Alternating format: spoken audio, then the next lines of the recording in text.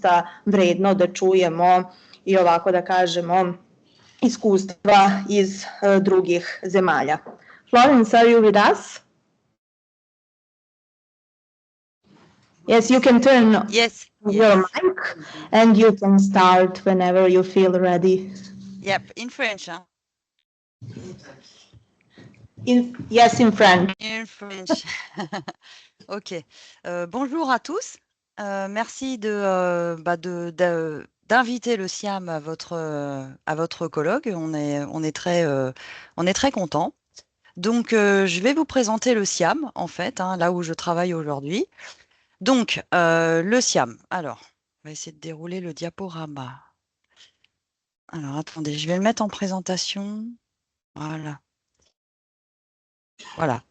Alors, le SIAM, au début, il ne s'appelait pas le SIAM, il s'appelait le SIARL, le Syndicat intercommunal d'assainissement de la région de Lagny, qui a été créé en 1974.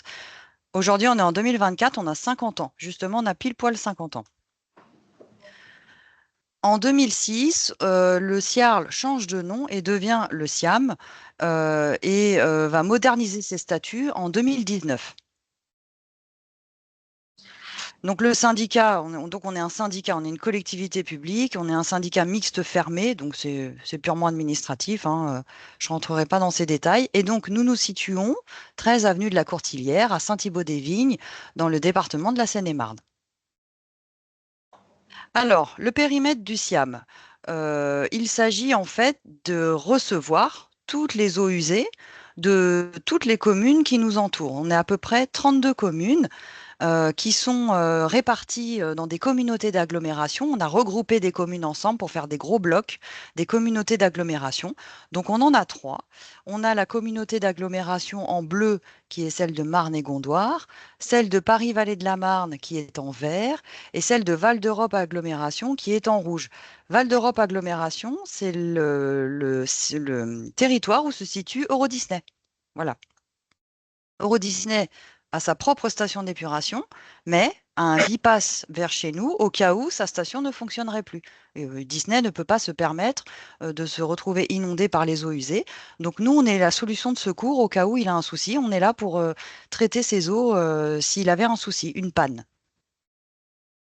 Donc, on est organisé, c'est-à-dire que ces 3 communautés d'agglomération sont composées elles-mêmes de communes, donc de maires. Et donc, ils ont décidé de se regrouper tous ensemble et de dire on va créer un syndicat. Et donc, on va mettre à la tête de ce syndicat des élus. Des élus pour pouvoir former un conseil d'administration. Alors, chez nous, on appelle ça un comité syndical. Donc, il est composé de 27 délégués. Donc, ce sont des élus, pas forcément des maires. On peut avoir des adjoints aux maires, mais ils sont élus dans leur commune. Le SIAM, nous, en lui-même, dans nos bureaux, on est 12 à peine. On est 12 agents avec un directeur général pour piloter toute notre organisation. Et donc, depuis les 50 ans du SIAM, on a investi 140 millions d'euros. Alors, le SIAM, c'est quoi? Le SIAM, c'est 2 stations d'épuration. Une toute petite, qui est sur la commune de Jablines, donc qui fait 1800 mètres carrés, qui ramasse que les eaux de Jablines, 700 habitants, et qui a un débit de 60 mètres cubes d'eau épurée par jour. C'est tout petit, mais voilà, c'est une petite station qui existe et qui a le mérite d'exister. Et donc, comme vous voyez sur la photo, elle est à ciel ouvert, elle est dans la campagne, elle dérange personne. Bon, elle n'a pas d'odeur de toute façon, hein, voilà. Contrairement à Saint-Thibault-des-Vignes, là où je travaille, où là, c'est une très, très grosse station d'épuration. Donc là, on n'a plus de bassin à ciel ouvert, on est complètement fermé, puisqu'on est dans un milieu urbain. On ne peut pas se permettre de dégager des odeurs pour des gens qui habitent autour. Donc, on récupère environ les eaux usées d'un bassin de 230 000 habitants. Et beaucoup d'entreprises aussi, des industriels qu'on contrôle, 20 000 industriels à peu près. Et donc, en volume par jour, on épure 39 000 mètres cubes. Alors, pour vous faire un petit comparatif, Jablines, c'est 23 000 mètres cubes par an. Nous, à Saint-Thibault, c'est 39 000 par jour. C'est pour vous donner un peu le ratio de la taille de ces 2 usines. Et donc, ça fait à peu près 14 millions de mètres cubes par an. Alors, nos missions de base. Avant tout, la bonne épuration des eaux usées. Bon, ça va de soi, c'est notre compétence, on est là pour ça.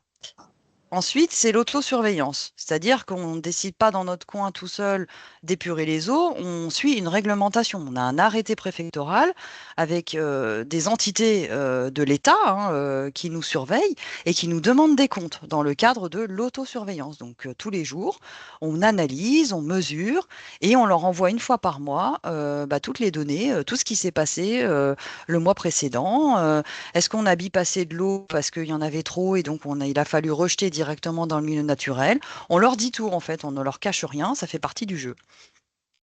On fait également depuis peu d'années ce qu'on appelle la recherche des substances dangereuses dans l'eau. Donc c'est tout ce qui est atrazine, c'est tous ces micropolluants en fait où on s'est rendu compte que ils étaient nocifs et on les retrouve surtout en station d'épuration. Donc l'objectif c'est dans notre exutoire, on retrouve des eaux, des substances dangereuses, mais c'est de remonter à la source. C'est de faire le cheminement à l'envers, ça arrive dans tel tuyau, et ça arrive de tel endroit. Par exemple, un industriel qui s'amuserait à jeter de l'essence dans notre réseau, bah, nous, en fait, on va constater qu'il y a des substances dangereuses qui arrivent en station d'épuration. Et donc, on va essayer de retrouver le pollueur, en fait, parce qu'il n'a pas le droit de faire ça. Et nous, on est là pour surveiller, bien sûr, parce que ce qu'il faut savoir à la fin, c'est qu'on rejette une eau de qualité baignade, enfin de qualité milieu naturel, en Marne. Donc la Marne, c'est le grand fleuve qui est juste à côté de nous. On ne peut pas se permettre de rejeter une eau polluée. C'est également le suivi des différents virus dans les eaux usées, dont le Covid. Effectivement, le Covid en 2020, on s'est rapidement aperçu qu'on retrouvait du Covid dans les eaux usées. Tout simplement, les gens vont aux toilettes et voilà. Donc le SIAM a fait partie d'une des premières stations d'Île-de-France à participer à des campagnes de prélèvement pour voir un peu comment se dirigeait le virus. Et voilà, aujourd'hui, on en a encore. Aujourd'hui, cette campagne continue et on nous dit qu'il y a encore des virus. Alors, il y a des virus grippaux, tout ça, mais on a du Covid en fait, sous une autre forme parce qu'il évolue constamment. Mais nous, on sait qu'il est encore en activité en fait. Voilà, et ça donne ce type de graphique. Donc, nous travaillons avec Haute-Paris, hein, on n'est pas tout seul dans notre coin. C'est Haute-Paris qui pilote cette campagne de prélèvement. Et vous voyez encore, alors en avril 2024, c'est à peu près les dernières valeurs qu'on a. On était en pleine redescente, hein. On voit bien que Saint-Thibault rechute, mais on en avait encore quand même. On avait encore du SARS-CoV-2 dans nos eaux usées. Donc voilà. Alors, le SIAM, c'est quoi? C'est également un emblème, on va dire, un logo. SIAM, on l'a aussi traduit par savoir imaginer un avenir meilleur. Donc, avec quatre enjeux majeurs, savoir imaginer un prix meilleur. Il faut savoir que les abonnés, tous les gens qui vivent quelque part, payent un abonnement d'eau potable et que sur leur facture d'eau potable, il y a aussi une taxe d'assainissement parce que tout ça coûte cher, il faut pouvoir payer ces traitements. Et donc, le SIAM, c'est pareil, il fait attention au prix qu'il répercute sur les abonnés parce que faut faire attention, c'est de l'argent public. Enfin, je veux dire, on ne fait pas ce qu'on veut non plus. Donc voilà, c'est savoir imaginer un prix meilleur. C'est savoir imaginer une Marne meilleure également, bien sûr. L'eau qu'on va rejeter dans la Marne, il faut qu'elle soit d'une qualité irréprochable, bien sûr. C'est savoir imaginer un environnement meilleur, logiquement, enfin, ça va de soi, effectivement. On est là aussi pour faire en sorte que l'environnement soit de mieux en mieux. Et c'est pour ça que ce que je vais vous présenter après fait partie du fil conducteur du SIAM. Et c'est savoir imaginer une énergie meilleure parce que voilà, le SIAM a de nouveaux projets d'énergie renouvelable parce que maintenant on essaye de ce qu'on produit comme flûte déchets. Nous, c'est des boues, hein, typiquement en station d'épuration, on a énormément de boue. Et bien, le SIAM a imaginé qu'est-ce qu'on pourrait faire avec ces boues, tout simplement. Donc, on est dans la transition énergétique. Alors, du coup, il y a un film. Voilà. J'espère que vous entendez le son.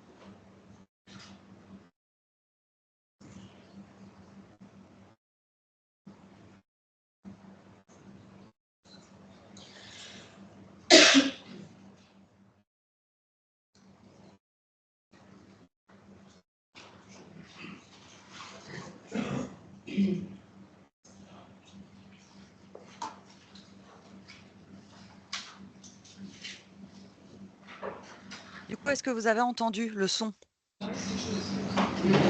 No. Florence, do you hear me? Yes. Yes, we didn't hear, so if you can just explain in brief. Oh, explain. J'en parle après dans les diapos suivantes. D'accord? Ok. Alors, donc dans le film, en fait, le SIAM explique qu'on va utiliser de l'énergie renouvelable. En tout cas, on va créer de l'énergie avec ce que l'on produit. Et donc, en fait, on a créé une unité de méthanisation qui vient juste d'être construite au SIAM, qu'on va inaugurer à la fin de cette année. Et donc, ça représente ces deux gros digesteurs que vous voyez sur le dessin devant vous, en fait, et qui vont produire du gaz avec la digestion des boues, tout simplement.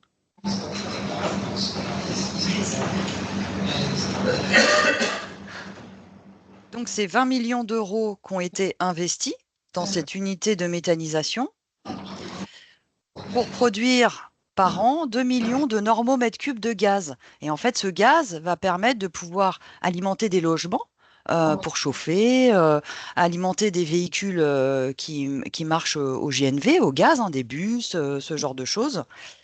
Et la vente de ce gaz va permettre au SIAM de gagner, on va dire, 2 millions d'euros par an.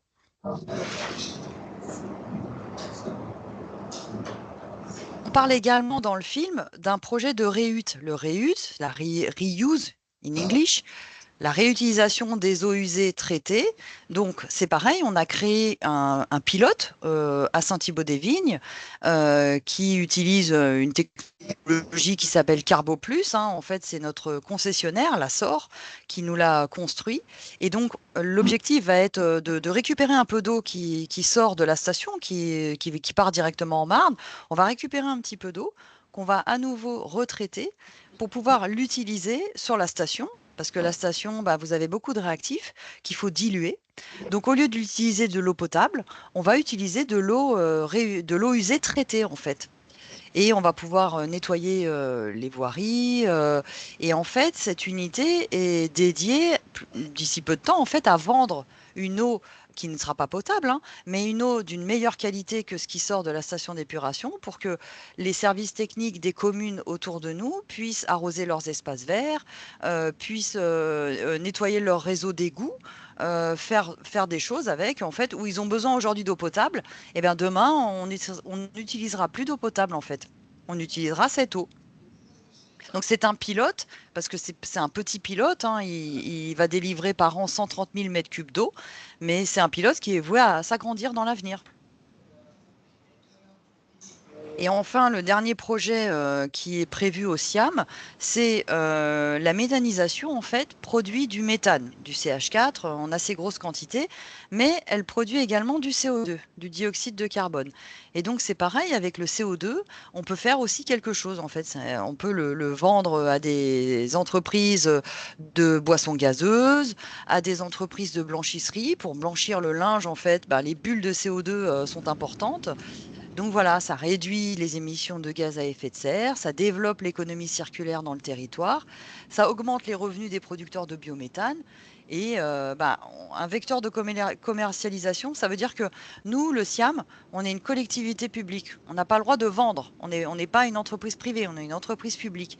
Et donc, pour pouvoir vendre du gaz, il faut qu'on crée une entité, on appelle ça une SEM, Société d'économie mixte, où on va faire rentrer des acteurs privés qui vont venir nous construire l'unité de bio-CO2, parce qu'il va falloir le purifier, ce CO2. En sortant de la méthanisation, il n'est pas pur. Il faut le purifier avant tout. Donc, cette entreprise privée va venir mettre des fonds au niveau du SIAM, va donner de l'argent en disant, voilà, moi, je vous construis votre unité, je vous crée du biogaz et je me rétribue sur la vente du bio. Je vais vous le vendre aussi et je vais gagner aussi des sous sur la vente de biogaz. C'est comme ça qu'on est obligé de faire en fait. On ne peut pas vendre, le SIAM ne peut pas vendre, on ne peut pas, c'est interdit. Donc voilà. Et donc, on a prévu, on vient d'acheter un petit bout de terrain qui était juste à côté du Siam pour pouvoir construire cette unité de bio-CO2. Donc, pour l'instant, c'est en cours. Pour l'instant, on est en publicité. On cherche un acteur privé, quelqu'un qui sait construire une unité de bio-CO2. Donc voilà, alors on a d'autres projets en réflexion qui est le four d'incinération. On a aussi un four qui aujourd'hui nous brûle nos boues, mais qui va plus servir à les brûler puisque maintenant l'unité de méthanisation va pouvoir digérer nos boues, mais on va avoir besoin de faire tourner notre four parce que le méthaniseur en fait ne réduit pas complètement la quantité de boue, il reste des boues non digérées, on va dire, qui vont repartir au four pour pouvoir être incinérées. Et on a besoin de faire tourner notre four pour récupérer la chaleur fatale du four. Le four, il monte à 850 degrés, donc cette température va nous permettre de chauffer nos digesteurs à 37 degrés.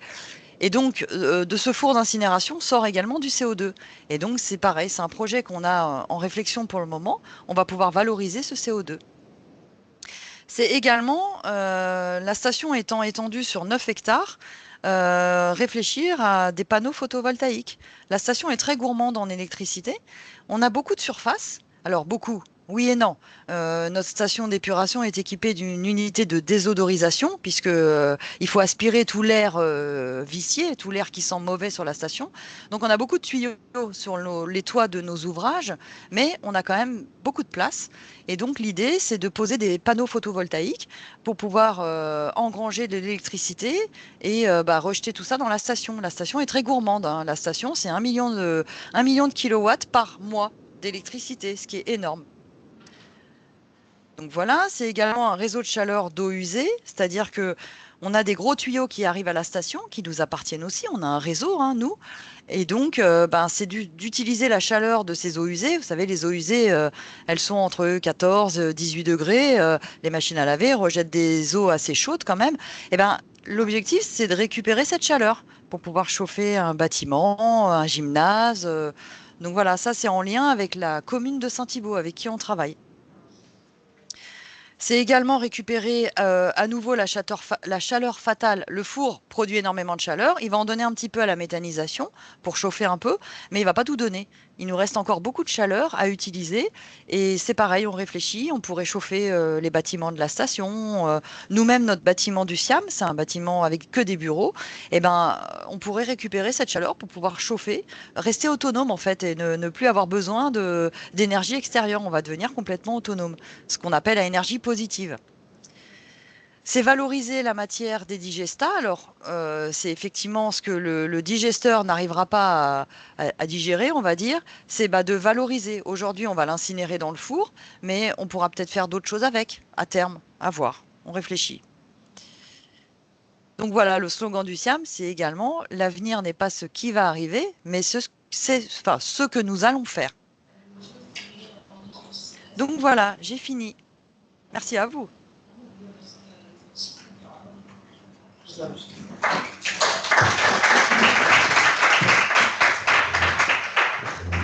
Florence, I hope that you heard the applause. Yeah. Thank you very much for your interesting presentation. I would kindly ask